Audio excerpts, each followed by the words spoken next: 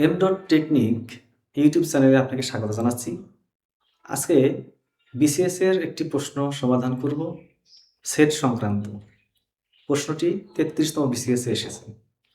চলুন শুরু করি। যদি set A is equal to 5, 6 এবং সেট বি 5, 6, 7 হয়, তবে নিচের কোনটি এ ইন্টারসেকশন বি নির্দেশ করে? এখন আমাদের এই জিনিসটাকে বুঝতে হবে যে এটা আসলে কি নির্দেশ করে, কি বোঝায়।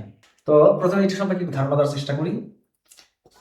এ ইন্টারসেকশন বি, এই ইন্টারসেকশন কথার অর্থ হচ্ছে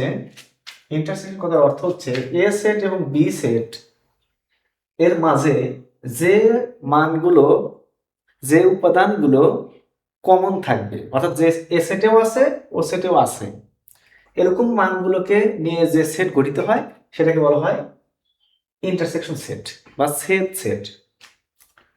এখন আমি একটু ম্যানুয়ালি করার চেষ্টা করি।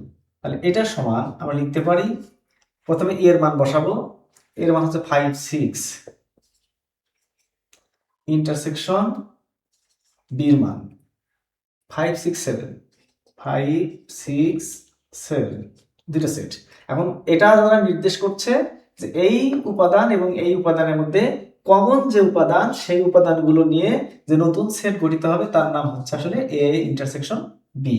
তাহলে দেখুন আমরা এর ভিতরে কি পাচ্ছি, 5, 6 কমন, 7 আনকমন। 7 এই 7 উপাদানটি এই সেটে নেই, সুতরাং ওটা ব্যতীত 5 এবং 6 এটা এ সেটেও আছে ও সেটেও আছে, তার মানে হচ্ছে এটা হচ্ছে কমন উপাদান। তাহলে আমরা নতুন একটা সেট পেলাম 5, 6, এটা হলো এ ইন্টারসেকশন বি এর মান। তাহলে এখন আমরা এভাবে অঙ্ক কষে চাকরির পরীক্ষায় উত্তর দেওয়ার চেষ্টা করব না। দেখুন এত সহজ একটা প্রশ্ন কিন্তু বিসিএস এসেছে। দেখুন এখানে না করে কিন্তু আমরা উত্তর দিতে পারি। দেখুন এখানে এর মান এত, বির মান এত। আমার যদি জানা থাকে যে এটা ইন্টারসেকশন অর্থাৎ কমন উপাদান, তাহলে 5, 6 কমন আছে, তাহলে আমার উত্তর হচ্ছে 5, 6। এটা করতে কিন্তু দেখা মাত্র 5 সেকেন্ডের ভিতরে করা সম্ভব। আশা করি বোঝাতে পেরেছি। আমার এই চ্যানেলের পাশেই থাকবেন, চ্যানেলটিকে সাবস্ক্রাইব করবেন, শেয়ারের মাধ্যমে অন্যকে দেখার সুযোগ করে দিবেন।